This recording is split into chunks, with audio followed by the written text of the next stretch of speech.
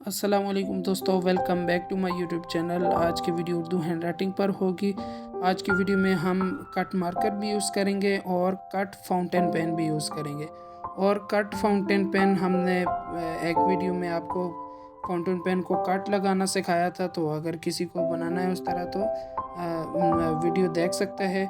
Video की link description में भी मौजूद है और चैनल की प्लेलिस्ट में भी आपको मिल जाएगी।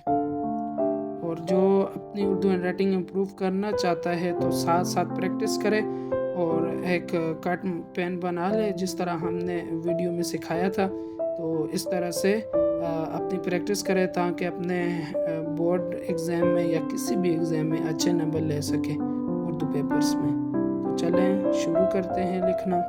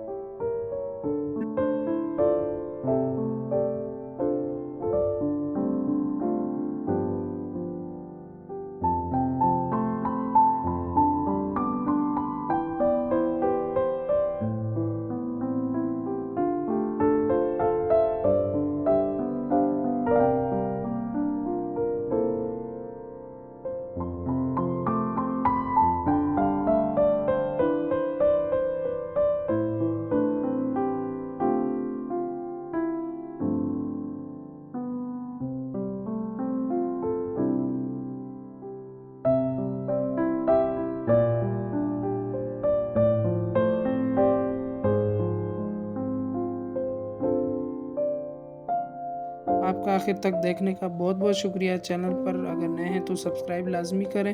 तब तक इजाज़त दीजिएगा। अल्लाह हाफ़िज़।